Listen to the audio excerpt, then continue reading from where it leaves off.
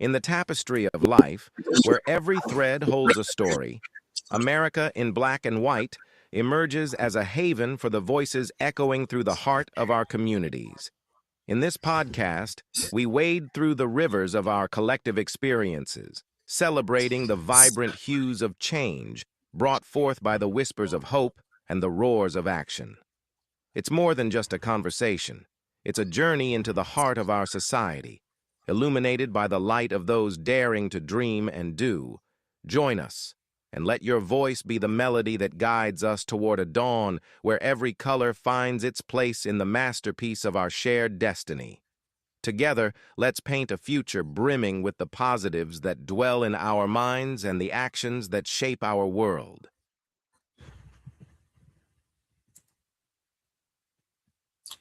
Good afternoon, ladies and gentlemen, and welcome to another episode of America in Black and White. I want to begin tonight by asking a question that I believe more of us need to sit with, not in a think piece, not in a conference room, but in the quiet and honest chambers of our own hearts. If you've been given the privilege of leading others, whether that means leading a corporation, a congregation, a classroom, a community, or simply your own family, who is leading you? Who is tending to the interior life of the leader? Who is accountable for the well-being of the person everyone else depends on? America has produced some of the most visibly accomplished leaders in history of the world, and yet, in this very moment, we're witnessing a crisis of leadership so profound, so pervasive, so quietly devastating that it demands we call it by its true name. We have built a culture that celebrates the performance of leadership while starving the soul of the leader. And nowhere is that truth more consequential and more urgent than among Black men and women who carry the double weight of navigating unjust systems while serving as beacons of hope for their communities. I want to speak plainly about something tonight that our community has not always had the language or permission to discuss openly: mental health and its relationship to leadership. For too long within the Black community, the expectation has been that strength means silence, that the leader does not break, he simply bends, that the pastor, the executive principal, the patriarch, the community anchor does not have bad days, does not carry wounds, does not need help, does not require rest. We inherited some of that stoicism from ancestors who survived the unsurvivable and had no other option. But survival and thriving are not the same thing. And the cost of confusing the two has been paid in the lives, the health, the relationships, and the unrealized potential of generations of Black leaders who poured from empty cups until there was nothing left to pour. Tonight, we choose a different conversation. Tonight, we choose honesty over performance. Tonight, we choose wholeness over image. And that choice, I want to be clear, is an act of profound courage. Authentic leadership, what it truly means to lead without amputating the parts of yourself that make you human, is perhaps the most underexplored and undervalued concept in our discourse on excellence.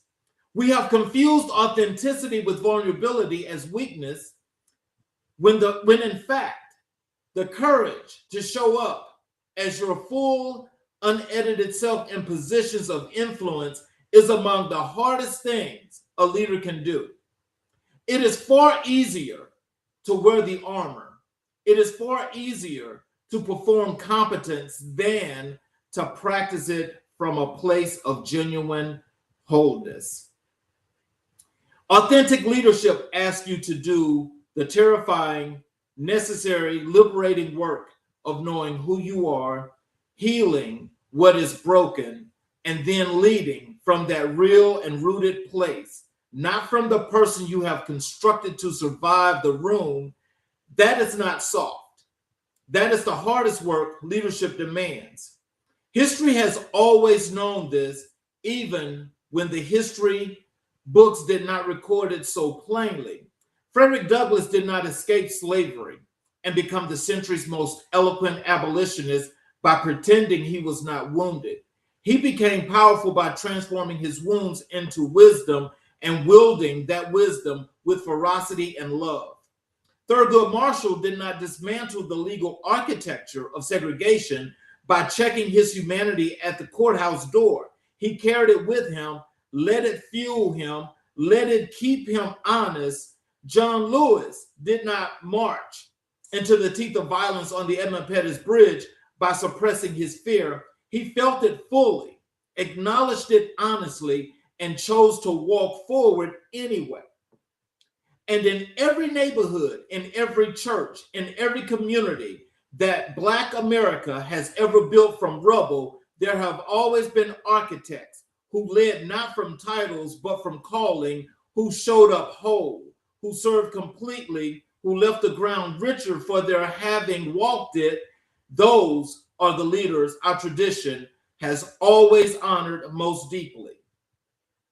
Tonight, America in Black and White welcomes a man who stands in that tradition, who has spent 15 years in the most demanding corridors of healthcare, who holds a doctorate in corporate leadership, and who has dedicated his life and his platform to helping others lead themselves first. He is a consultant, a keynote speaker, a workshop facilitator, a mental health advocate, a mentor, and by every account, a man who leads with both his mind and his heart fully engaged. His name is Dr. R. Vance Cooper Jr., and the conversation we are about to have is the kind that does not just inform, it transforms.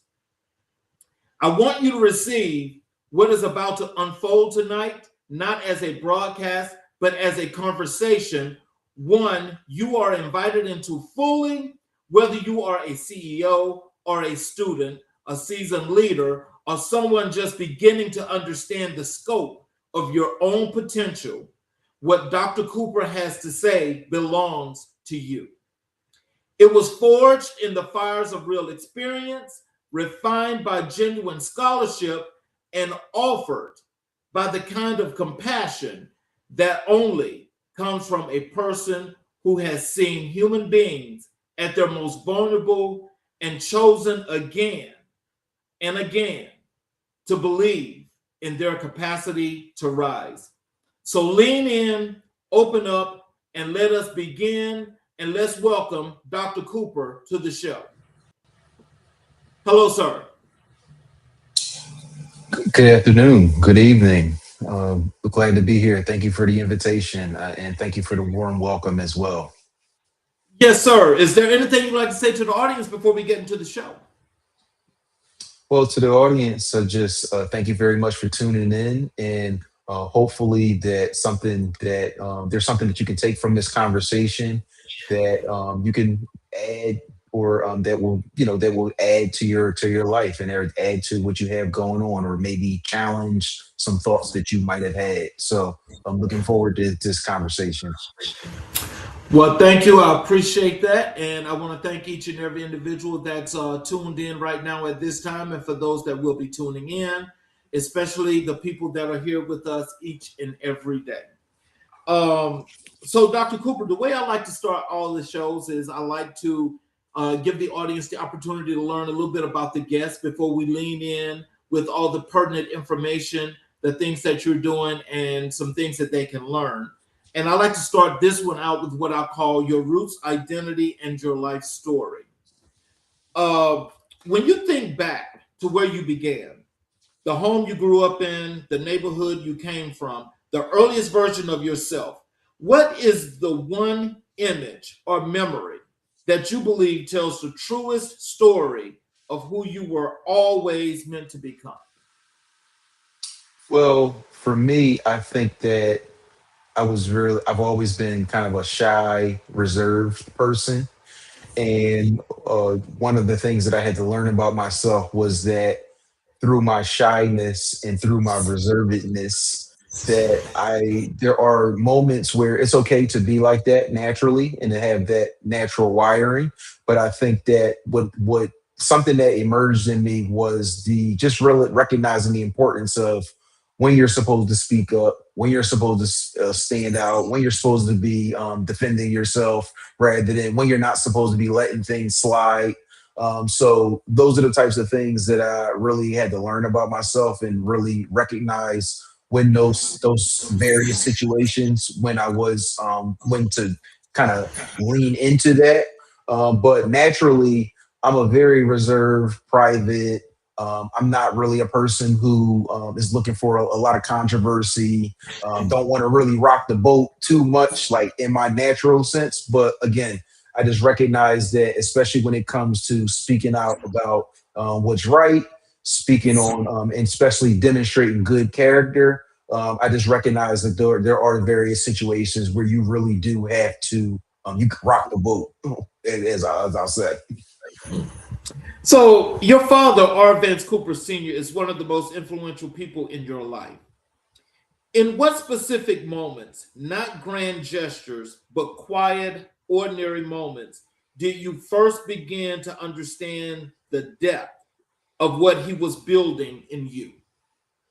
Well, I think that I get my quietness and my reserved demeanor from my dad, actually, because he was not a person who was really complaining. He was just a person who is, if it had to be get done, it had to get done.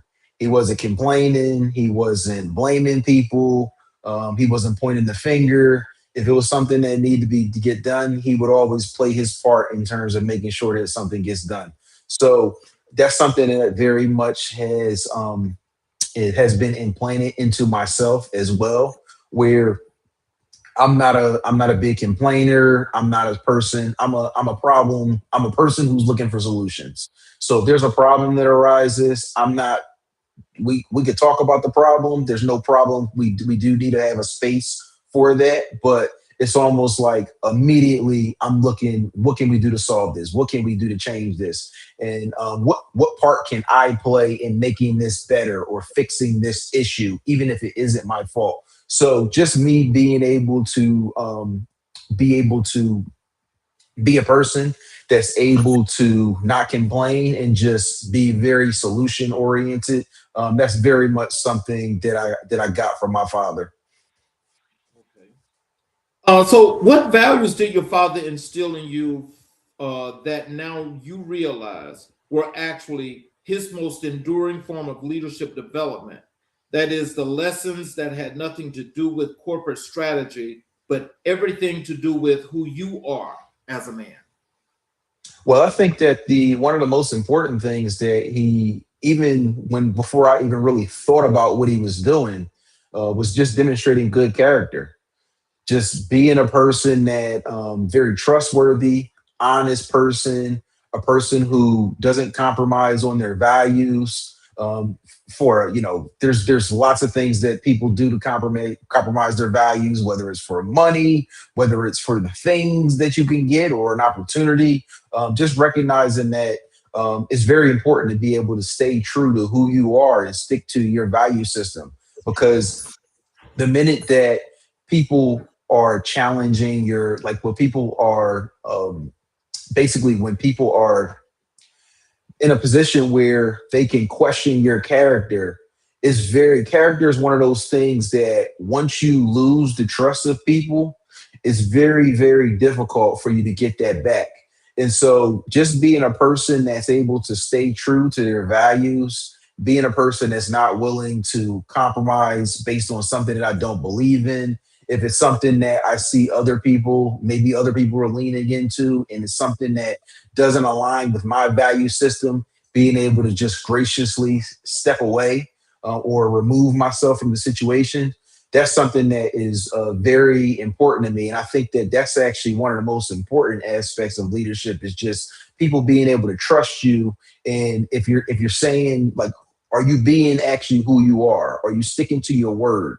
If things change, are you a person who's blaming people, or are you a person who is trying to come up with solutions and coming up with ways for people to collaborate to be able to solve problems? So I think that character is definitely one of those big things that I got from him that really always in the back of my mind. I'm just trying to make sure that everything that I do, whether it's an opportunity, whether I'm speaking, whether I'm teaching, whether I'm consulting, I always try to make sure that I'm demonstrating good character, because once you once people are questioning your character, it's very difficult for you to be able to gain that trust back.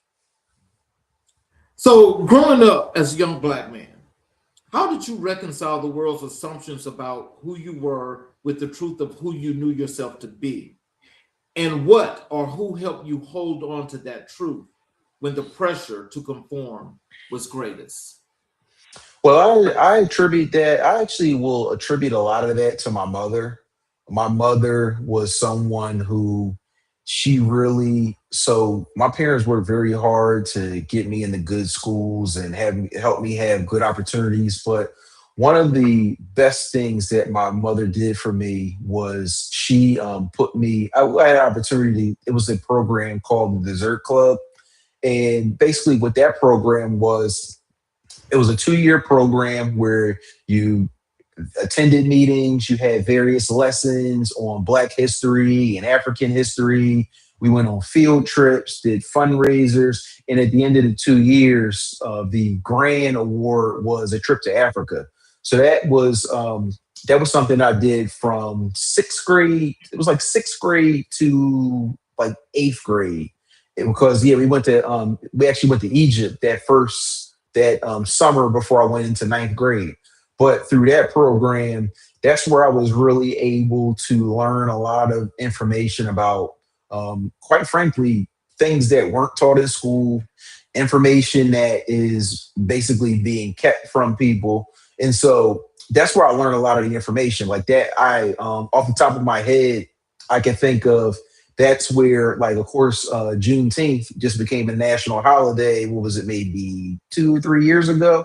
And a lot of people, a lot who look just like me and you, for that was really kind of their first time learning what Juneteenth was. Or many people I noticed who were my peers, or even people who were older than me, they had never even heard of what that was. And what I can say is that I haven't known it my whole life, but I've known it more. I've known about where it came from and the history behind it. I've known it for longer than I haven't known it, because it was something that I learned when I was, sixth, seventh grade as a middle school student, learning about,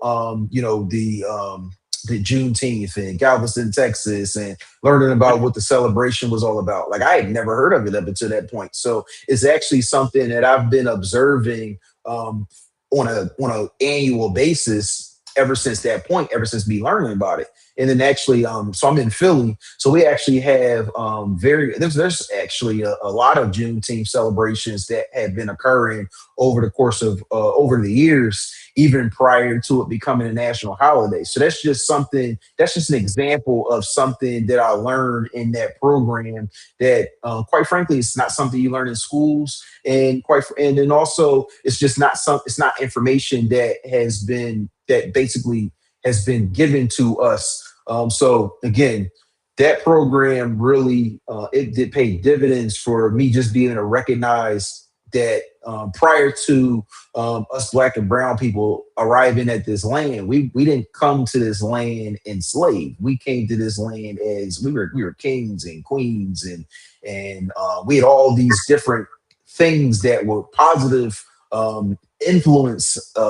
We were people of influence, and all of that was stolen from us. So just being able to learn about the information that was stolen from us, and really being able to recognize our true roots, that was something that was very important to me, and something that I was able to embrace. Because in school, a lot of times, at least I can't speak to really necessarily what they're teaching the history now in schools, but I know when I was in school, Black history started at slavery.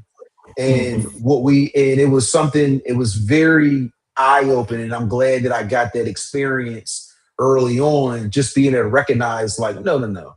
This story doesn't start with slavery. Like there was something that happened before then. It's like maybe the story in America starts with slavery, but even with that, just learning about there everybody that was black wasn't enslaved during that time.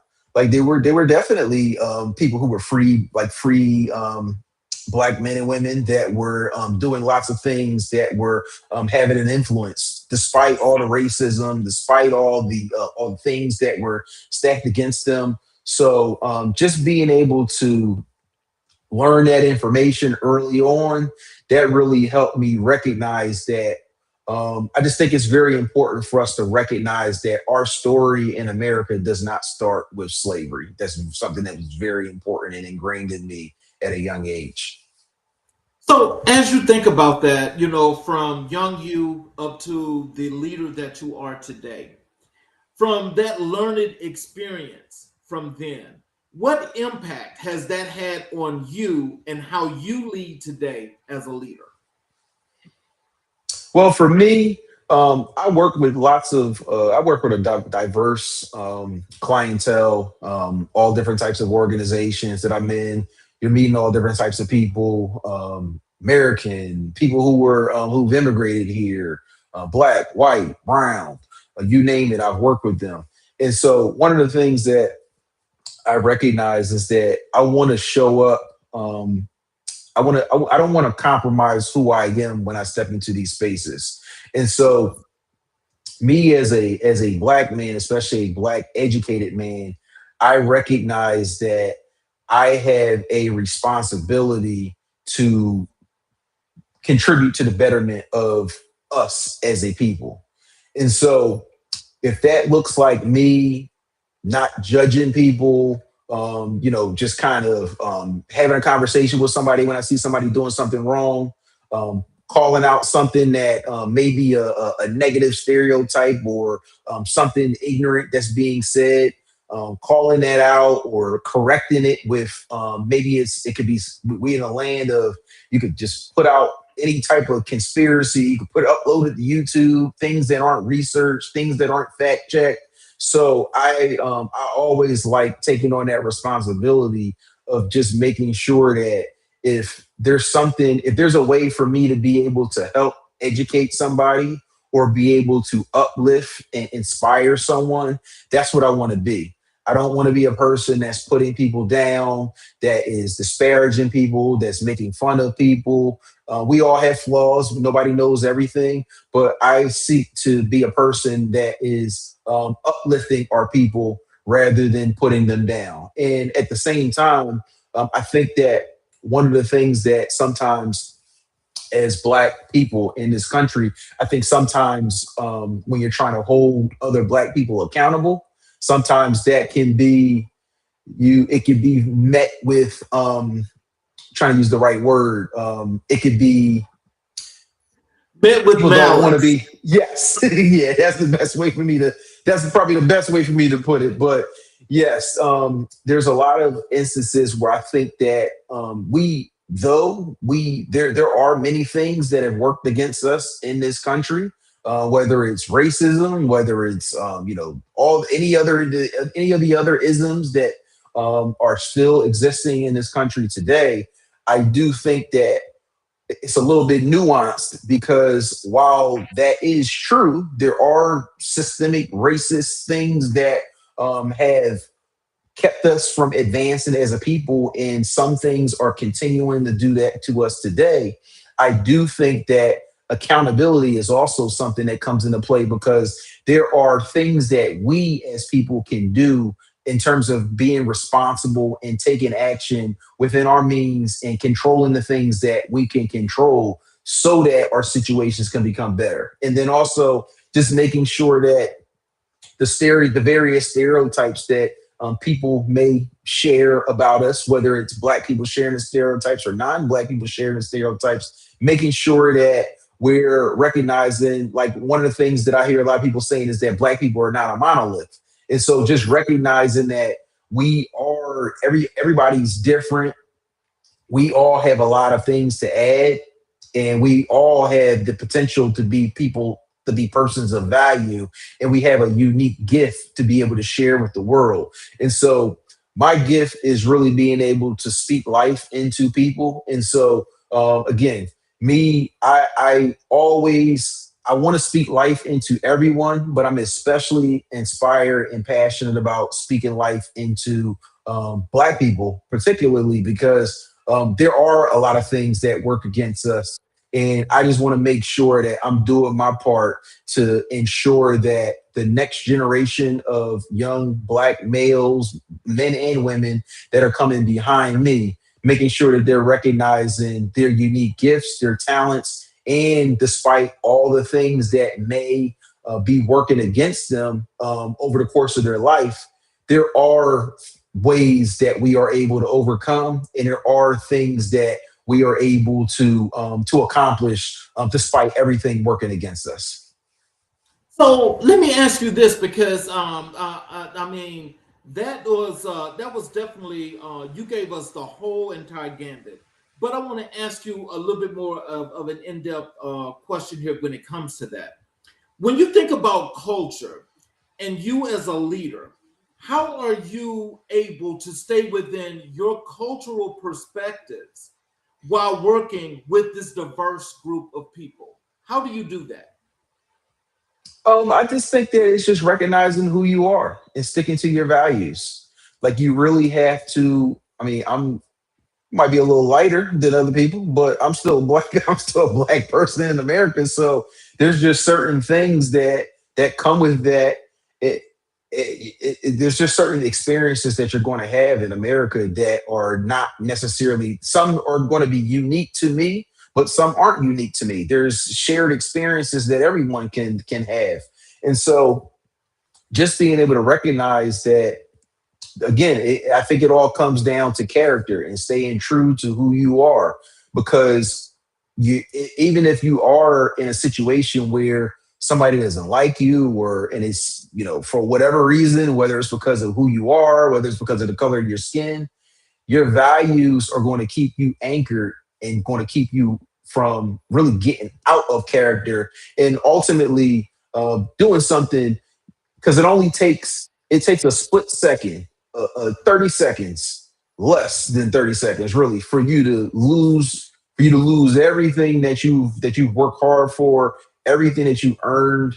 And so just making sure that, again, it's just recognizing who you are and recognizing that your character is going to be one of the most important things for you to stay anchored to, because it's going to be the foundation of your leadership. So I just think that that's something that's really, I think that's really what helps me continue to persevere and continue to just operate in a manner that I operate in. And I will add that I didn't always think this way, and I wasn't always behaving this way. I think that it's just the more. I think that one of the things that really helped me recognize who I am and be able to embrace it was really focusing on my mindset and focusing on my natural wiring. Because the more you learn about yourself, the more you're able to see what you have similar, or what you have in common with other people, and what you do differently from other people. And I always like to talk about how everybody has differing perspectives. We might have different perspectives about the same subject, but it doesn't necessarily mean you're wrong, and it doesn't mean I'm wrong. It just means there's a difference in perspective. Now, there are situations where your perspective can be wrong, but and a lot of times they aren't. It isn't. So it's making sure that we're just having an appreciation for. That's something I definitely strive to do, is have an appreciation, even if I disagree with someone, recognizing and having an appreciation for the perspective, because we don't always think the same way. We're not always wired the same way, and we're not always going to be looking at issues in the same manner. So, at what point in your life did you first feel the pull towards healthcare and towards leadership? And were those two callings separate at the time, or did they always feel like two faces of the same purpose? No, that's actually a good question that I've never been asked before. So, to answer your question, both of them were separate. So, what initially drew me to healthcare, so I'm going to take it back to high school, where my entire, really all 4 years of high school, I thought I was going to be a medical doctor. Like that, I was dead set on being a medical doctor to the point where rest in peace to my guy, Dr. Melvin Jackson. He was a primary care physician in Philadelphia, one of my dad's good friends. What I would do is every summer he would invite me to spend time in his office, and then he would allow me to basically see his face, like of course with their consent. I would be in the office with him with patients. He introduced me to various, and the thing I appreciated most about him was he introduced me to a lot of black doctors that were in the area. So cardiologists, primary care doctors, nephrologists, GI doctors, some of these specialties that he introduced me to, like I had never even, I'm a high school student, so I didn't know what a GI or gastroenterologist was at that point in time. I didn't know what a colonoscopy was. But just that, me sitting in his office, getting that shadowing experience, it exposed me to all these different specialties. Now, once I went to college, so I started off college as a biology major. Once I got to college, it was 2 years into it. I just really, like, I was a big science person in high school. And then ultimately, I just recognized I had to have a chat with myself and just really, I think college really helped me recognize that I wasn't as interested in a science career as I thought I was. Of course, once you start getting into these advanced classes, and it wasn't even the fact that I was doing bad in these classes, like I was doing pretty well in most of the classes, but I really didn't have the desire to go through all the science in order that was going to be required of me in order for me to be a medical doctor. So that's ultimately when I pivoted. And then I had an experience. This was going into I want to say it was the winter break of my senior year. I had an opportunity. One of my good friends from church, Craig, so he was working down at the University of Pennsylvania in their emergency room office, in the back office. So they were at the time they were getting ready for their JCO inspections, and then he basically had a temporary position that was open for me to work while during my time when I was home. And so he basically I ended up getting that job, started working in the University of Pennsylvania's in their ER, and they have this whole big back office that's right behind the emergency room. And that was the first time that it opened the possibilities up to me that were, because when you think of healthcare, the first thing you're thinking, or at least the first thing I was thinking, was always clinical. So, therapy, like respiratory therapists, doctor, nurses. So that opportunity really opened my eyes up to the whole world of health administration, where you have these people that are working behind the scenes in these administrative offices and finance offices that are making the world of healthcare go. And without healthcare administration, it doesn't matter what the clinicians are doing, because you have to have the administrative work is just as important as the medical and the clinical work. And so that was actually the first job that I had that really got me interested, where I was like, I want to be a part of this. Because after I decided I didn't want to be a medical doctor, I was just trying to figure out, what can I do that is along the lines of healthcare, but that's not necessarily, doesn't require me going to medical school, doesn't require me pivoting and trying to go to nursing school. And so that was really the first time that I had ever had a role like in healthcare administration. Now, the leadership portion that came a little later, once I was already into my career. and you're just open. I'm having different roles, and one of the things that I recognized was that even though I was doing pretty good, I was happy with where I was. I just felt like there was this pull on me to be able to do more. It's like, Vance, you can do more than this. And so that's when I really started focusing on what I could do to improve myself as a leader. And so me improving myself as a leader, that's really kind of what catapulted me into pursuing doctoral studies in leadership, because I wanted to learn a lot about various leadership styles. I was very interested in various leadership styles and leadership characteristics, and then just leadership perspectives. And so, going through my PhD program, I was able to really be able to study all of that. And so, simultaneously, while studying leadership, that's when I was really able to embrace who I was called to be as a leader. Because I think that prior to me really studying leadership, I wasn't really too sure about what I could do to be a leader. Because it was like, even though I had what I'll say, I'll quote unquote leadership roles, I really wasn't seeing myself as a leader.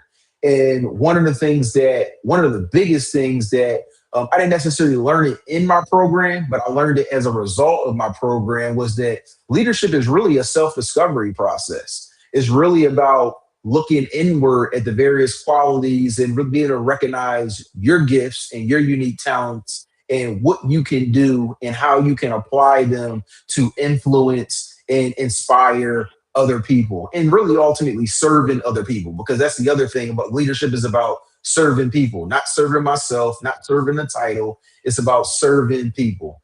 And so those are things that, even though it's not necessarily something that you're studying, like in terms of the theories and stuff per se, that self-discovery process, that is something that you can't learn self-discovery from a book or from somebody teaching it. It can't be taught. It's something that it's something within yourself that's sparked, and it comes out of you. And then once it comes out of you, you can't see any other way differently. And if you do see something differently, at that point, you're choosing not to embrace it versus it not being something that you're aware of. That's really really interesting, because it seems like, with you having that experience there from the medical profession, as well as what you actually got in that discovery from leadership, that it seems like they go hand in hand, because apparently you're able to make them connect in a mutually exclusive way that's very very positive. Do you find that to be like a really hard thing, where it's very much detailed and meticulous, that it's time consuming, or is it one of those things that you're able to patch whatever you're doing together and make it stick, because this is what it's going to be? Yeah, I think it was pretty easy for me to do it, especially since I've been working in mental health for the last 10 years now. And so, especially with me working in the mental health space, it's really been a lot very easy for me, because so of course I'm on the inpatient side of mental health. So when people are coming in for inpatient, that means that in most of these cases, you're coming in, some voluntarily, some of them are coming in involuntarily, but at that point you have some sort of an acute psychiatric issue that you're dealing with that needs immediate intervention once you're coming on the inpatient side. So I review all the criteria, making sure that the patients are meeting criteria for inpatient, dealing with the insurances and everything. And so one of the things that I recognize is that whenever I am reviewing some information about a patient and just kind of looking at the various scenarios that led up to the patient coming to that point, quite often, and quite frankly, I was seeing it when I was working in skilled nursing as well. Quite often, people get burnt out, depressed as a result of them taking care of other people. Like, I've seen it time and time again. I'll give you a perfect example. I can remember when I was in a nursing facility working.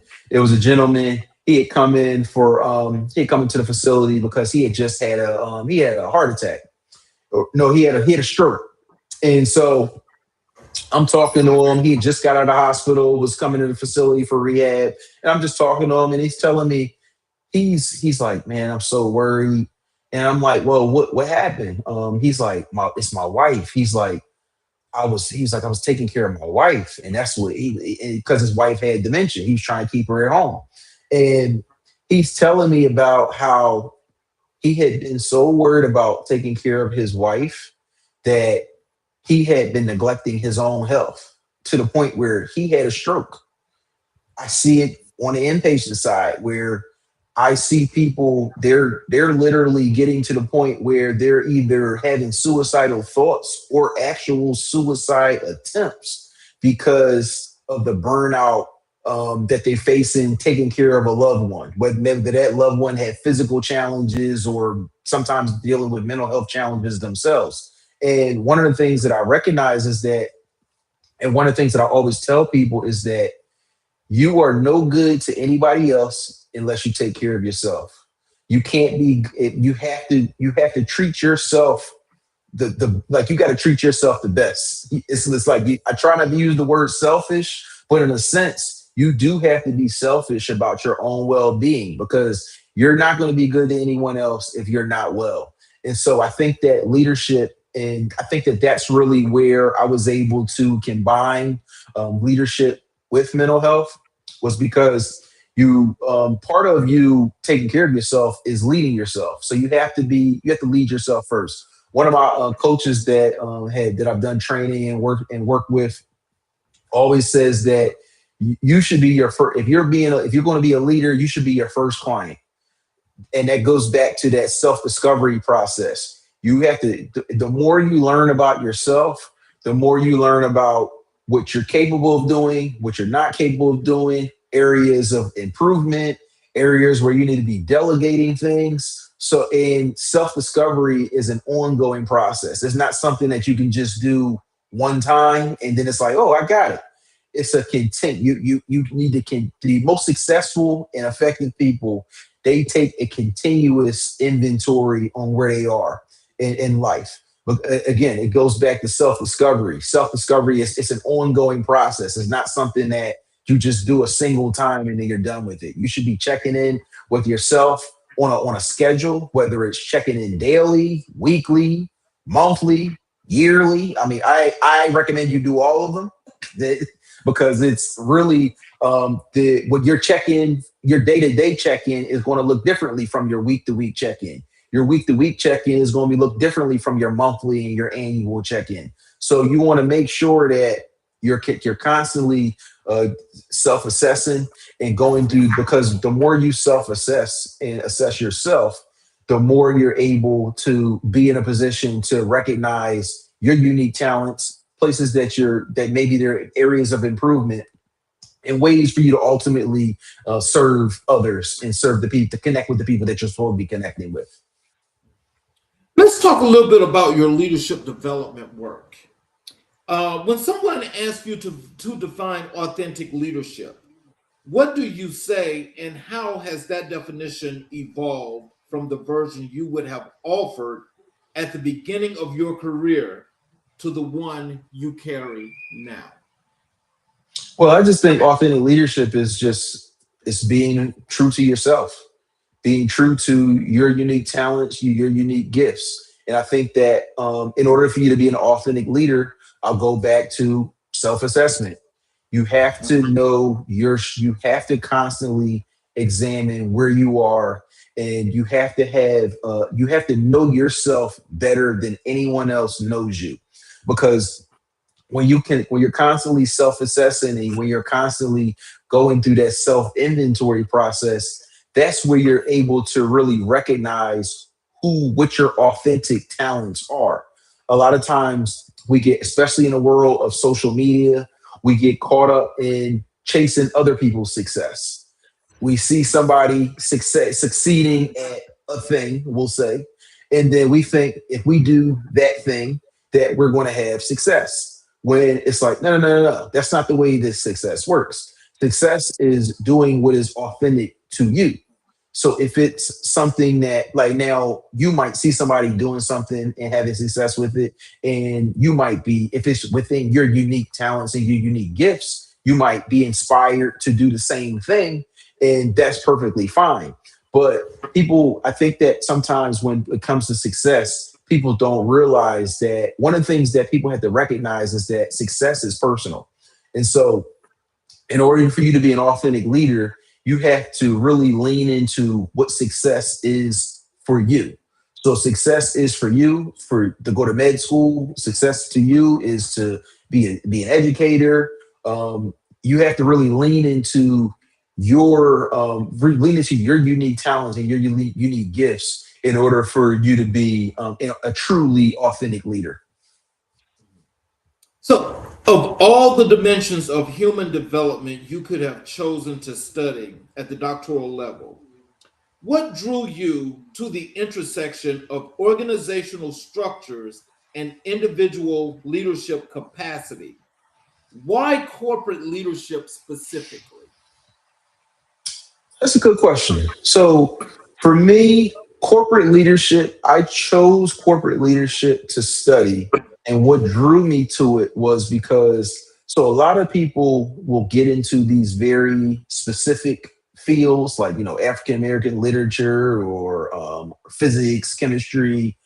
Whereas I think that when you think of leadership, leadership is a very broad, like it's very broad.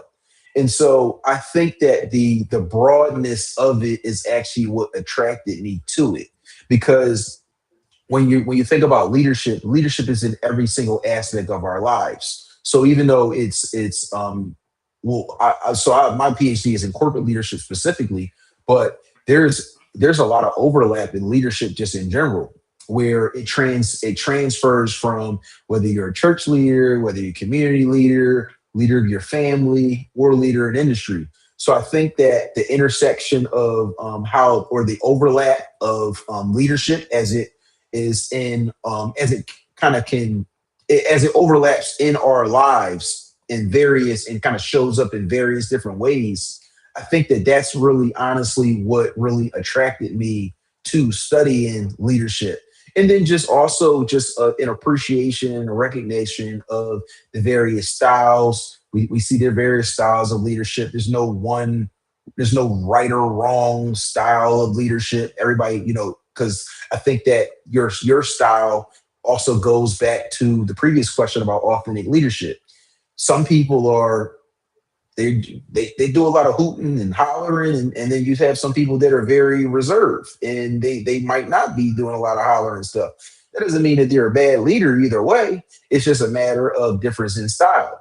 Because if you hooping and hollering, especially if it's in a respectful, a respectful, direct way, you doing that, if you're effective, then it's like, what are we really talking about? Like, I'm not going to criticize somebody who, especially if you're doing it in a respectful way. Now, if you're hooping and hollering and you're being disrespectful or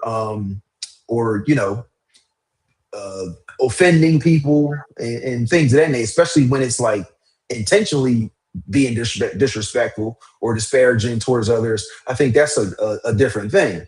But I think that just having an appreciation for the various styles, different traits, different various characteristics, I think that that's studying that is what really drew me to studying that broad topic of leadership. And then again, it's just leadership is transferable in just about every industry, every aspect of our lives. So, and that broadness is really what drew me to studying it at the doctoral level. As you mentioned that, and yeah, I understand leadership is very, very broad because that could be anything. But when we think about, as I was asking specifically about, why did you choose corporate leadership? Can you tell me when you delved and when you decided that you wanted to learn more and be more of a corporate leader? What was the purpose of that? Was it like for the cultural perspective? Was it more of the knowledge purpose? Was it more of just getting the understanding of building your own ecosystem? What was that actual purpose? I think the purpose of it was really for myself, but it really was, I really wanted to be a person that was able to break, because when you're in doing doctoral work, you're reading all these journals, you're reading dissertations and things of that nature, where the average person isn't going through scholarly journals. The average person has never read a dissertation in their entire life. And so being able to go through the rigors of being able to research and reading and the various perspectives and all the various things that I was able to do over the course of researching, I think that's what really got me that's what really got me really intrigued and really made me want to be a person that was being able to break these complex. I don't believe that. I always cringe when I see people who have PhDs just only holding conversations with other people who have PhDs, because it's like, what are you learning all this knowledge for? What are you doing all this research for if you're not going to be able to articulate or communicate these advanced studies and these complex themes, if you're not going to be able to communicate that to the average person? So I believe that me being able to, I did all this work, did all this studying, so I could be able to break these complex these problems or these complex themes. I really wanted to be able to break them down and be able to articulate them to the masses. So that's really something that is very, very important to me. Wow. I wasn't expecting that. That's really awesome. And let me just say this, because there are a lot of people, just as you mentioned, that are on that level, that PhD level, that have the thought process. Now, I've heard many different things, and I want you to help us to understand this. Is that many say that you never want to be the smartest person in the room. And for a lot of those, it's like, I only want to talk to people that are here. And so with you wanting to say, no, it's not just here, it's top down.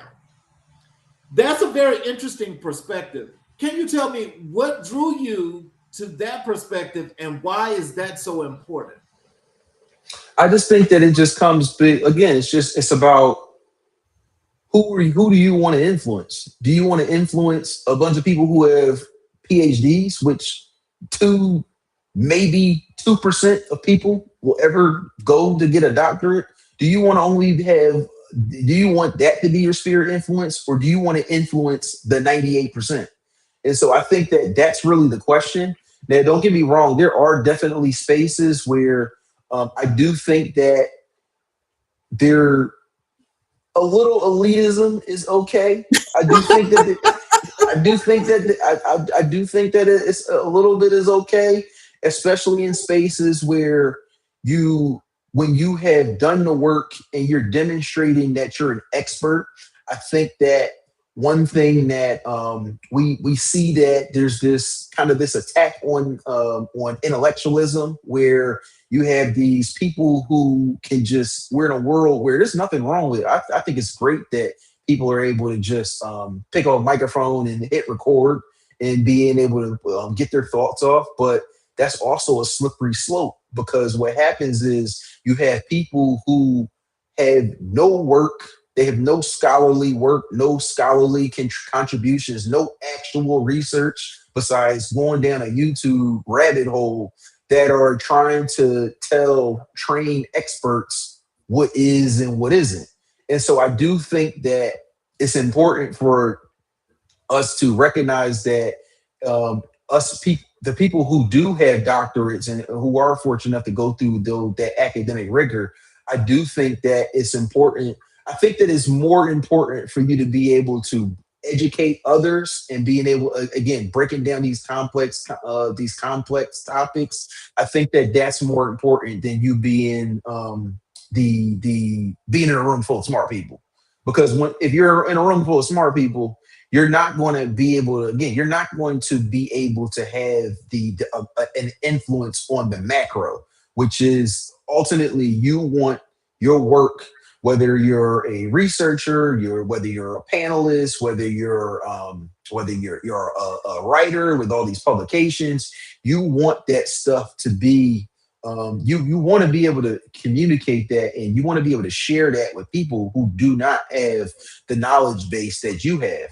And I think that's more of a mindset thing, because I think that if you're thinking from a perspective of making sure that you want to influence people who maybe don't have the knowledge base, and and educating people who might not have that knowledge base, I think that that makes it, whereas you don't really get too caught up in the elitism of everything. Because again, for me, yes, I'm not going to correct anybody from calling me Dr. Cooper, but I was Vance before I was ever Dr. Cooper. So I'm always going to be Vance first before Dr. Vance Cooper. And so I think that it's very important. It's it's very important for us to not get too caught up in these titles, because a title is just a title.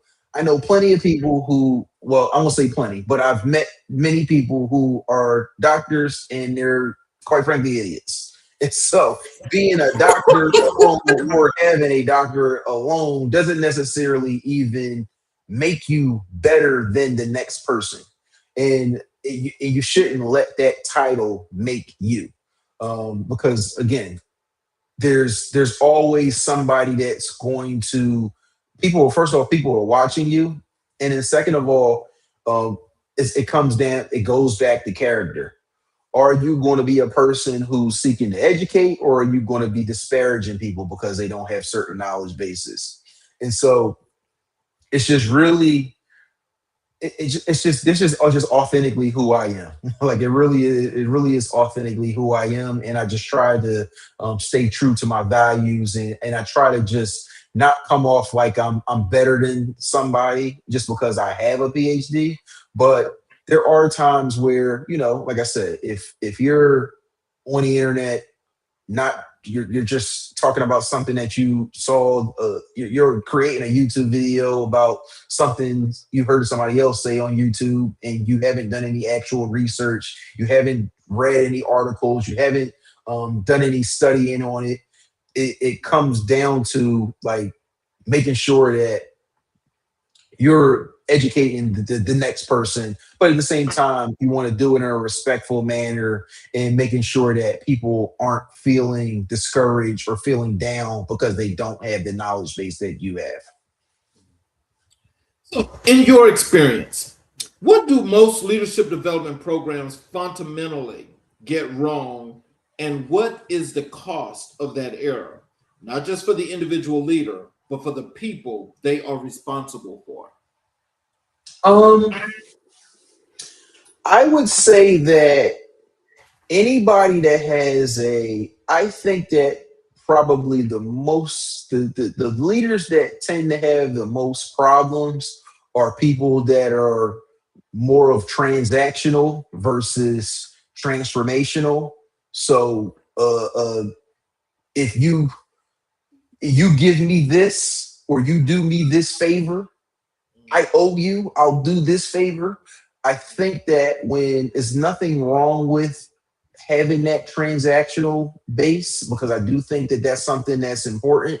But when that is the root and the way you run your leadership, you're going to get yourself in trouble. Like you're going to find yourself in trouble, because you're going to end up either, it's going to cost you something. You're going to end up compromising your values on something, or you're going to be able to you might end up writing a cash that you can't write a check that you can't cash as well. So I think that anybody that is encouraging someone to lead from a more transactional perspective, I think that that's very dangerous. Now, if you are a leadership program or consultant and you're focusing on your primary focus is on transformation, I think Mhm. that is the beginnings of what doesn't mean that the program is going to be good, but I think that is the nature of or a quality of what I would say is a good leadership development program. You always want to double down more on the transformation because again, the leadership is about serving the people. If you're not inspiring the people based on that vision, based on your character, based on your attitude, if you're not inspiring people, you're venturing to the point where you're manipulating people. And so I think that when you focus on that transaction versus instead of the transformation, transactional leadership, you're more capable and it's a lot easier to be able to manipulate people to get what you want because of that transaction, that give and take. So you always want to make sure your main focus in leadership is on that transformation. Wow. You know, you said a lot there, and I want you to see that's a key point that I hope if people are taking notes, that's something to take note of. That's very much so well notable. Let's talk about a little bit about your mental health advocacy. After more than a decade working inside healthcare systems, what was the specific experience or realization that moved mental health advocacy from something you were professionally aware of to something you felt personally called to champion? Oh well, that's kind of easy for me, especially working on the inpatient side. They're quite frankly, a lot of our black and brown folks they avoid therapy, they're avoiding mental health. And one of the things that I had to recognize working in the space is that your mental health is arguably, I'll say it's more important, but if we don't want to say it's more important, it's just as important as your physical health. Because when your mental health is off, it has a way of being able to trigger your nervous system in a negative way. People sometimes you have I've seen people have physical aches because of anxiety or because of stress. Like I can remember in my I was probably I might probably about 25 or so. I can remember where this was like right after I had finished grad school or in the middle of grad school. I'm looking for a job. We're kind of coming right out of a recession back when this is probably like 2012, 2013 or so, and I can remember my stomach was just starting to hurt. Like it just was. I could not figure out what it was. And I didn't feel like anything bad was happening, but it's just like this stomach thing was happening. And then so it got so bad that I ended up going to the GI doctor myself to the point where I had colonoscopy and everything, colonoscopy, endoscopy, just to see if there was anything going on in my stomach. Everything came back normal, and then the doctor said, "Hmm, so everything is normal. Like, talk to me about what's going on in your life." And then when I was talking about struggles with finding like a job in my career and things of that nature, they were like, "Oh, I know why we didn't find anything. This is stress." They're like, "I really think it's stress." So it's like stress had me going to the doctors. I'm getting scoped at 20. They don't even do those for people that are 25. Like they rarely do them before you turn 40. And so I'm going through all that and then just recognizing that it's just stress in my body. Stress causing stomach challenges and things. And then once I was able to really opened my mind, at least on a personal level, about the effects that stress can have on your physical health. And so ever since that point, I made it a point. It's not that I don't have challenging times, it's not that I don't have stressful times, but one thing about me is that I am not going to worry. Like I just made up my mind. It's like even if I don't know how things are going to how I'm going to accomplish a thing, or if I'm not sure about a situation, Worrying is something that I really try to keep to a minimum because your mental health can really it can if you have bad mental health, it could really affect your physical health in a major way, and they go hand in hand. So it's very important that you take care of your mental health. And so, just me recognizing that as a black man, recognizing that there's a stigma on mental health, period, but there's especially a stigma on black people in terms of going and seeking mental health treatment. And in reality, and I mean, of course, people who are people who believe in God and who are faith based, I think that there's also a belief that you can pray yourself out of things as well. Where it's like you prayer is important. I say my prayers every day, but it's like you can pray, and if you need to go to see the therapist, you can go see the therapist. And I think that it's also important for us to recognize that our mental health is key, is because we are all dealing with everybody is dealing with problems. We all have some things that we are dealing with, some things we might be proud of, some things we're not so proud of, some things that are a little bit more difficult than others. And it's just important for us to recognize, yeah, do I talk to my wife about things? Yeah, absolutely. But there have been various situations that I've dealt with where it's like, I don't want to dump this on family. I will dump this on a therapist, because it's also comes to that too, because you have to recognize that if you're dumping these things on especially if it's a traumatic experience, if you're dumping that on family members, sometimes they don't want to hear about that. They don't want to hear that. And then sometimes, even though they're listening, they really don't know how they can help you. I think that it's important for us to take care of our mental health, because that helps you recognize how you're able to cope with the various things that you're going to be experiencing, and healthy coping mechanisms. So I think that if you don't get anything out of mental health treatment, whether it's therapist or psychiatrist, I think that just the experience and the tools to be able to cope, I think that that's invaluable experience. So, working in acute inpatient mental health services means being present with people of some of the most intense and painful moments of their lives. What did that work teach you about the human capacity for resilience that you carry with you every time you walk into a leadership development space?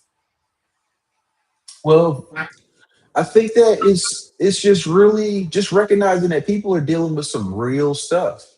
Like, people are dealing with some real stuff, whether it's traumatic childhood, whether it's some type of abuse, physical or sexual abuse. It could be the loss of a sibling, loss of a parent, loss of a close friend. I just think that it's really important for, I think that a lot of times people have a tendency to avoid it when something traumatic happens. You just kind of compartmentalize it and you just bury it somewhere in the back of your brain and just try to forget about it. But in reality, in my experience, I've seen people who have compartmentalized things for decades. And then all of a sudden, it could take you 3 decades to reach your breaking point. And then you're having conversation with somebody, you ask them enough questions, and then all of a sudden they have this epiphany moment like, Dad, when this happened 30 years ago, I never dealt with it.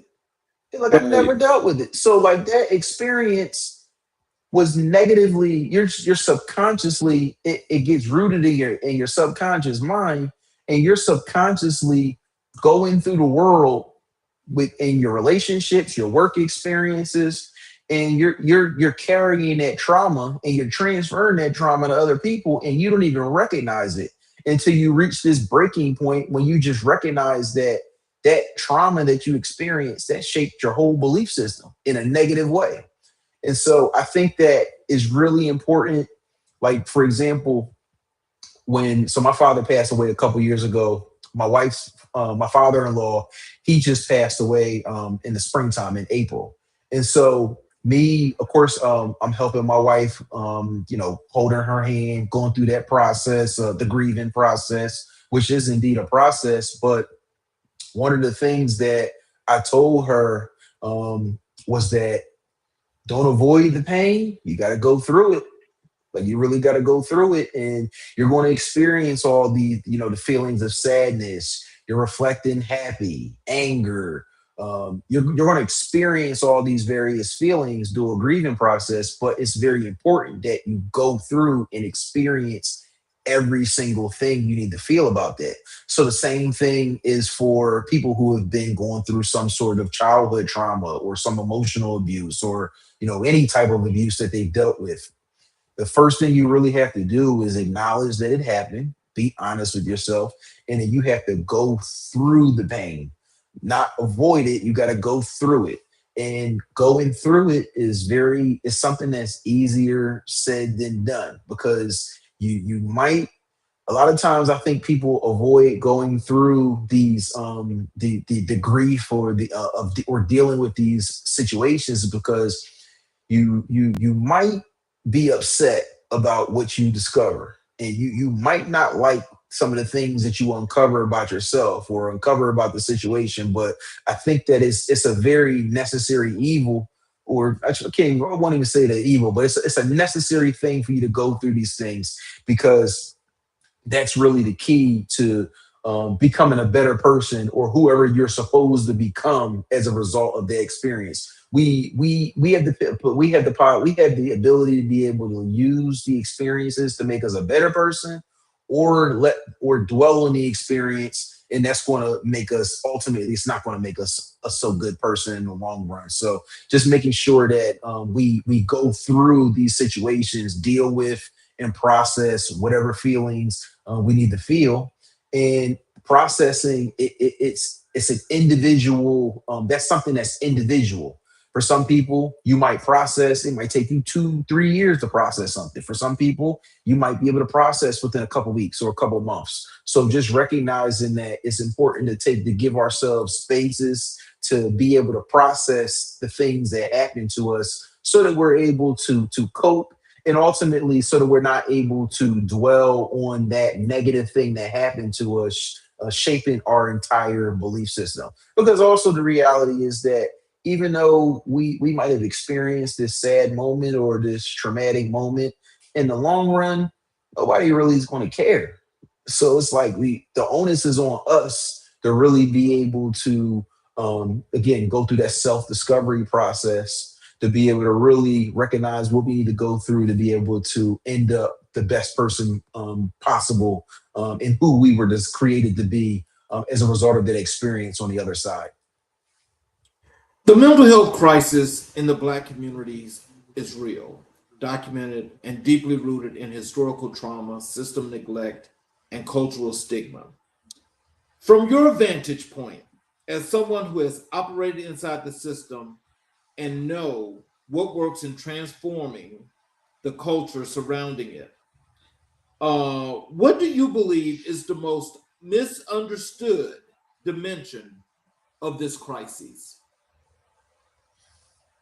Hmm.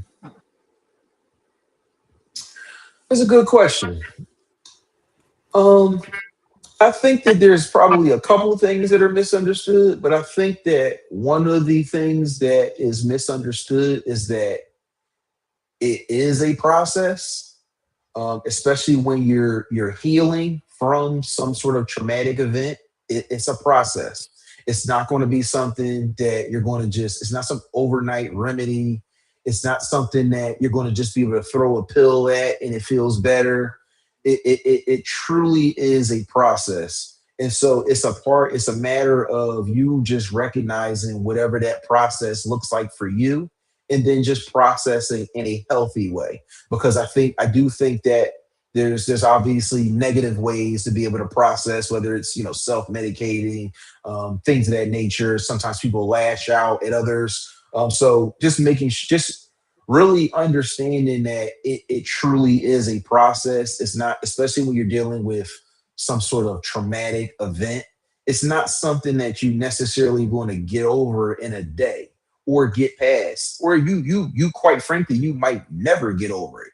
Like I could speak to like the me losing my father. That's not something that you get over. Like you don't really get over that. And quite frankly, I don't want to get over it.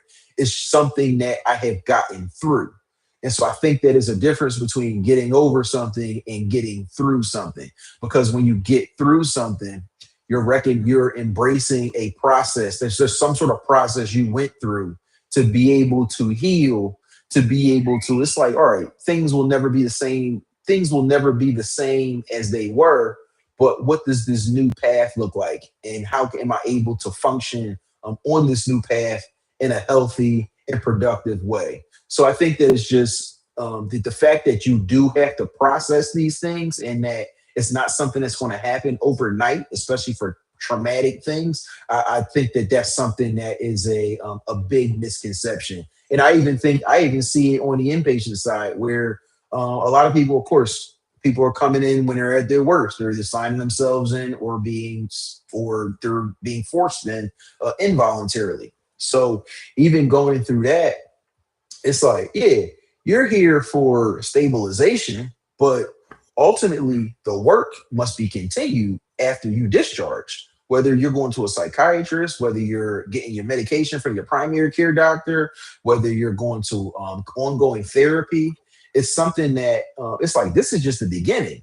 This is an ongoing process, and so just recognizing that it's very important for you to be able to process these things in a healthy way, and just recognizing that it takes time.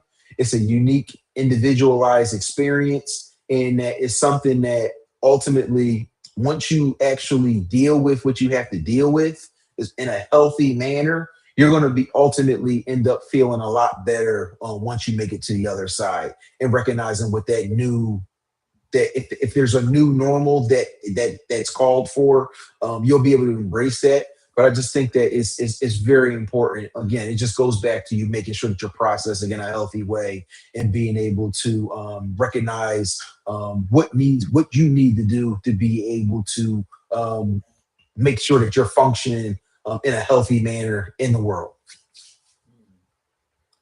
Let's talk a little bit about your mentorship and community engagement. Um, Dr. Melvin Jackson is one of the most influential figures in your life and career.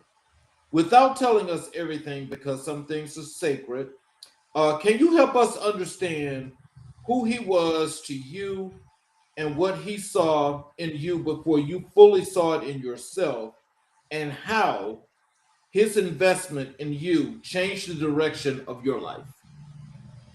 No, Dr. Jackson was my guy. Like that was so we were members of the same church. He was a doctor. He was very influential, like a lot of people well connected in the area, well respected. Probably the only thing that I didn't like about him was the fact that I'm a member of Alpha Phi Alpha, he a member of Kappa Alpha Psi. So we, of course, my dad was an alpha too. So I remember when I was first pledging for alpha, I can remember he would joke with me and my dad. He like, hey man, listen, if you won't be a captain, he's like, I got you. He's like, just say the word. And so he would always joke about that type of stuff. But he was definitely a jokester, and just a person who he was well respected, even amongst his fraternity brothers, well respected. And I can't remember the exact name of the award, but I know it's like one of the highest awards you can get in Kappa.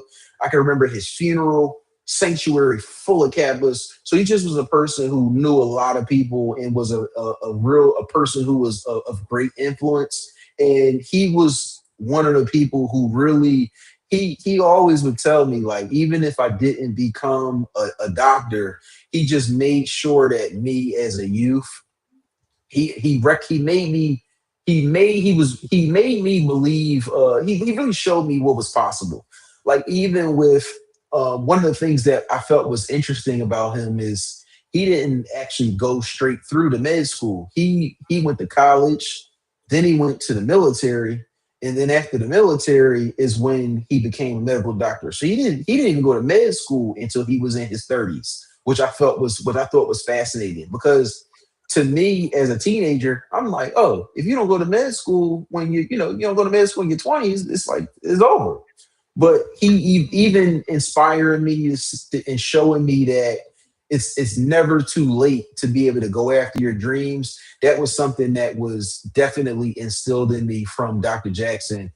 Just having those conversations with him about his med school experience and his various experiences in medicine, and just even as a black doctor, uh, invaluable experience, very invaluable. And then also he was somebody who he treated us like my dad's kids, like he treated us like they were his own, like we were his own kids as well. So when I was shadowing, we're going for lunch. I'm meeting all these various people. I'm literally in operating rooms as a result of relationships he had. I'm in operating rooms observing doctors perform surgery and stuff. And I'm talking, I'm a teenager having these experiences. And these are things that are just, even though I ultimately didn't become a doctor, the life experience and just showing me what was possible, and also just demonstrated his excellence because even his daughter's a doctor after him, and like son doing well. So just being able to see all these great things that he was able to instill in them, it really inspired me to really want to be like him. And then also even furthermore, it inspires me to anytime I come across somebody that is especially going through any type of doctoral program, I'm always looking to mentor them, always looking to encourage them. Even though I'm not an academic professional, which is kind of a little bit orthodox for people that get PhDs. Um, I'm always cheering on my colleagues, inspired by my colleagues, but I attribute that all to Dr. Jackson because Dr. Jackson was really one of the first people that I really developed a personal relationship with, who had an advanced degree of that sort, and able to really develop that personal relationship with them. So a lot of credit for Dr. Jackson. Miss him dearly. That was really my guy. Well, I want if you could explain this to our audience. What was the impact of being connected to so many profound professionals as a young man as you were going through your life before you decided to go into your PhD program? What was the impact of being connected to that many professionals? I think it was important for me to be able to see people like me who look like me being able to accomplish these things. Because like like for example, my high school was I was fortunate. I went to a high school out here called LaSalle College High School. So I was fortunate enough to get an academic scholarship for all 4 years. Like my parents would have never been able to afford to send me to that school. But me going to that school, of course, I'm meeting. I'm one of when I was a freshman, I was one of four black freshmen out of a class of like 250. So you're me going to a school like that, though I never really had any issues. I think it was important for I'm seeing these kids. Their parents are doctors. These people owning car dealerships. They got a lot of these people come from old money. Quite frankly, like, you got some people who their father, grandfather, all their uncles went to the school. So there's a lot of legacy there as well. And so I think that it was though I saw all that in college or in high school, and like my high school was college prep. So most of the people that went to my high school were they already knew the minute they stepped foot in there as ninth graders that they were going to be going to college once they graduated. But I think that it was just important for me to be able to. I think that it was a lot easier for them to be able to see things and believe that it was attainable for them versus even for me. So I think that even though I did have that experience, I think being able to be in the company of people who like black people who were also able to demonstrate success in their own way, I think that that was something that really helped cultivate and just instill a belief in myself that if it was attainable for them, that it's also attainable for me. So I think that that was something that's very important. So, what did being mentored by someone like Dr. Jackson teach you about the actual practice of mentorship? Not the idealized version, but the real, sometimes uncomfortable, always demanding work of walking with someone through their development. I think that it's just important to for you to you want to be able to extend an olive branch for individuals that are coming behind me. I think that one thing that it's like Dr. Jackson was teaching me. I didn't even really recognize it at the time until I was actually like studying mentorship. Was Dr. Jackson? He instilled qualities and gave me game because he wanted me to do better and be better than he was. So I think that that's something that's important and also and often missing from mentorships. If like you're if that person is a genuine mentor, they should be giving you so much game that you be better than them, you making more money than them, you having more success than them. And I think that he truly wanted that for me. Whereas I think that we see in some situations, I won't call any names or name any specific programs, but we have mentorship programs where people are giving you A through X, and then they're giving you just enough for you to continue needing them. And I think that if the mentorship is genuine, you should be wanting to give them so much gain that they don't need you, that they do become better than you.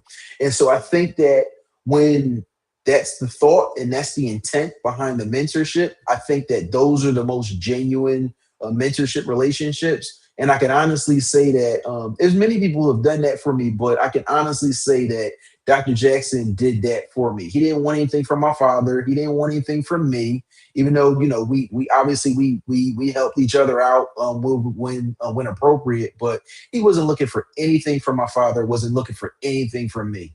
He just really wanted to inspire and instill values in me so that I could be the best person possible as I was matriculating in my studies and through school. So I just think that that's something that's very important in mentorship. I call it out every time I see it. Every time I see somebody charging for mentorship, I'm like, how are you charging for mentorship? You can't put a real price on genuine mentorship. And so it's just not a thing. And it's not to say that there aren't situations where it is appropriate for there to be expenses. Like if there's, I think that the only time you should really be charging for mentorship is if that mentorship is like if you need materials, you're paying for a trip or something like that, where you have to, it's a part of you being mentored where you need to get those. I think that that's okay. But if I'm paying you to mentor me, cat, fake. It's not genuine. And so he wasn't looking for anything from me. And so that selflessness is really what one of the things that he instilled in me. And so whenever I am mentoring someone, whether it's a doctoral student, whether it's a youth, I'm not looking for anything. I want them to not make the mistakes I made. I want them to genuinely be in a better position as a result of my mentorship than I was when I was in their position. Final question for you. Kevin Harden Jr. occupies a different but equally powerful place in your story. As a peer, a brother in purpose, a same generation influence, how has the presence in your life shaped, how has his presence in your life shaped you in ways that elder mentorship alone could not?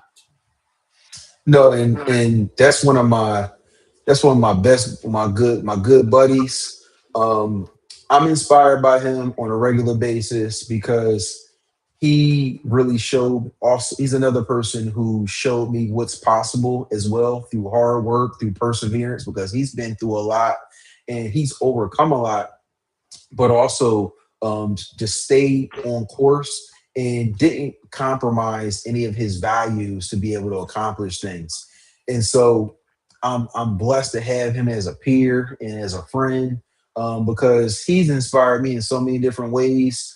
Like I can remember, so he just recently started his own firm, for it's been over for a couple months now, but prior to that, just me seeing his trajectory from a law school student to where he was a law school student, then he's working at the DA's office, then next thing you know, he's working at a couple firms. Next thing you know, he's partnered the firm to to starting his own firm. He has a karate school. So just me being able to see him being able to accomplish all these these things and these dreams, things that he never even like, he's had more success than he can even imagine, and or him or I could imagine, and yet he's still the same person. He's still a person who's investing in the community, whether it's small businesses. He's investing in scholarships to the next generation of lawyers. He's constantly mentoring lawyers, people who are, especially Black and brown lawyers. And so, me being able to see him, despite all his success, despite everything that he's accomplished, he can really just see you, bye. I'm out of here. He always makes sure that he stays true to himself and always extends that olive branch to others. And then even when there's been moments where I've needed advice from him, or ask him things that he's thought about, or just even if I'm not asking him about, just watching his journey, it's so inspiring for me. So that's definitely one of my close buddies, and somebody who daily inspires me on a regular basis to just want to accomplish more, but also just making sure that I'm staying true to myself and accomplishing it in an authentic manner. So that's definitely something that he really inspires me, and continues to do so to this day. I've got a comment here in the chat that I would love for you to respond to if you can. Let me put it on the screen for you. It says, this is from Dr. Hector. He says, I see mentorship as a version of storytelling.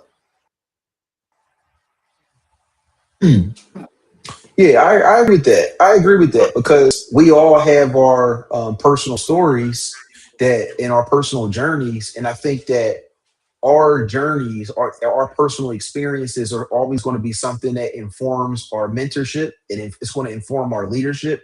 And so I think that, again, it goes to, if I see somebody is experiencing something that I've experienced and I'm mentoring them, I want to give them game to where, if there's something that I would have done differently, I'm trying to give them game on that, based on my experience. And I'm not trying to be manipulative about it or gatekeep about it as well. Give the full game. And that's something that, even getting back to Kev, that's something that he very much stands for as well. He's like, give the full game. Like, I should want you. It's not to say that you are going to have more success than me, but at the root, I should genuinely, if I'm mentoring you, I should genuinely have a belief and a desire to make sure that you are succeeding and you are better off than I was when I was in your shoes. So that's something that's very important, and that story is always going to inform your mentorship. So no, that's a very good comment. So, do you have any words of wisdom and encouragement for our audience? Tell them how they can connect with you via your social media, how they can get your website, your book, any or all of those good things. So connecting with me is very easy. You can either connect to me via LinkedIn. I was Vance Cooper Jr. You can connect with me over via website. So it's vancecooper.com. That's primarily where people connect with me. You can just fill out an inquiry. I'd be glad to connect with you via my website or LinkedIn. Always looking to connect, always looking to do training, speaking. I do it all. It's what I'm passionate about. So very much looking to connect with people. One thing I will say is that just always remember that leadership is self-discovery. It's a self-discovery process. Nobody is ever going to know you better than you know yourself. And once you actually are discovering yourself and going through that self-discovery process, you're continuously wanting to refine yourself. There is no arrival at leadership. Leadership is something that you're just consistently moving towards. And so I want everybody to think of leadership as that. You should constantly, even if things are going well, you should constantly be looking for ways for you to better yourself, for you to be able to better serve your people, because ultimately leadership is about service. And with you, the more you know about yourself, the better capacity you have to be able to serve others. So just always remember that. And then hopefully that's something that you can take away from this conversation. Well, so in closing, I want to thank each and every individual that's here, that has watched the entire show. And for those of you that are here that are always here to support us. And for those of you that are watching on our YouTube channels, especially, if you have not yet subscribed and enabled all notifications, I would definitely appreciate your support by doing so. And also, I want to say to you, Dr. Cooper, I'm about to close with the monologue. Do you have a couple of minutes here after I close the show? Yes. All right. So here we go in closing.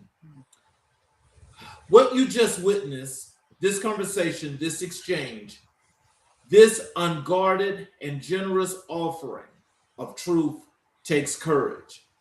And I want to begin by honoring Dr. Vance Cooper for choosing to show up tonight, not as a brand, not as a resume, not as a set of talking points, but a full, breathing, complex human being who happens to have also built an extraordinary life's work. That combination, the scholar and the man, the advocate and the son, the consultant and the community servant, is exactly what this show was built to celebrate and exactly what our times demand more of.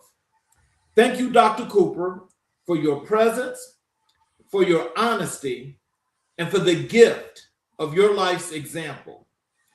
Three things that stay with me from this conversation, and I think they will stay with you too if you allow them to. The first is the call to lead yourself first, not as a slogan, but as a daily, disciplined, sometimes humbling practice of turning inward before you turn outward. Every person in a position of influence, whether they lead a team of 2 or more or a company of 2,000, has a responsibility to do interior work first, not because it is uncomfortable, but because it is the only foundation upon which genuine, lasting leadership can be built. The second is the radical, necessary, long overdue truth that mental health and leadership excellence are not in tension. They are inseparable. A leader who is not well cannot lead well. That is not an indictment. It is an invitation to invest in your own wholeness with the same urgency and commitment you bring to every other aspect of your professional life. And the third thread is the one that runs through this entire episode and through the history that opened it. The power of mentorship, of brotherhood, of Black men choosing deliberately and courageously to lift each other. That is not a soft story.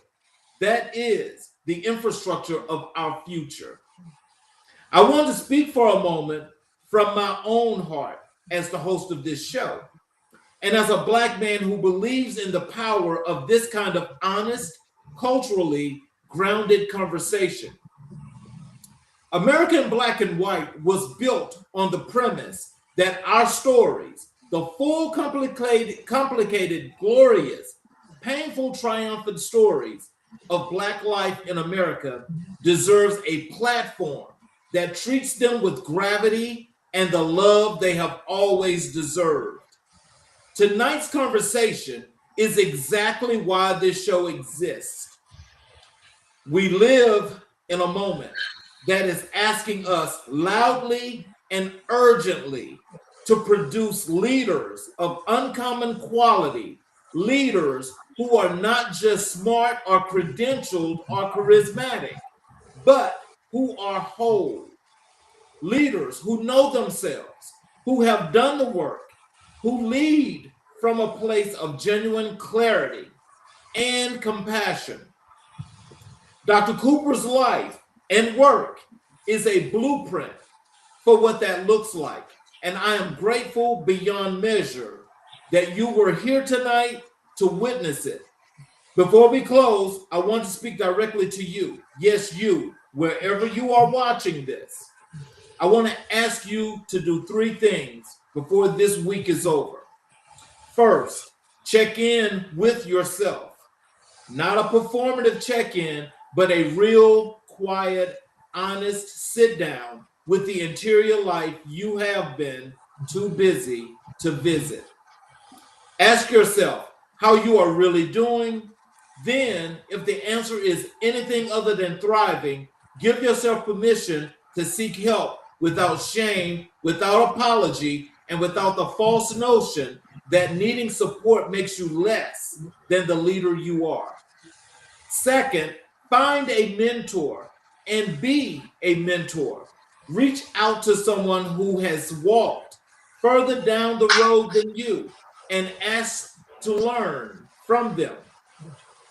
And then turn around and do the same for someone coming behind you. That chain, that beautiful sacred chain of mentorship is how our community has always built the future. And the third, choose wholeness in your leadership, in your relationships, in your private life. Choose to show up as your full self, not the edited version that you believe the world can handle, but the real, complete, powerful person that you actually are. The world needs that version of you. We need that version of you. Tonight in America in Black and White, we were reminded that this country is exactly what our show's name says it is.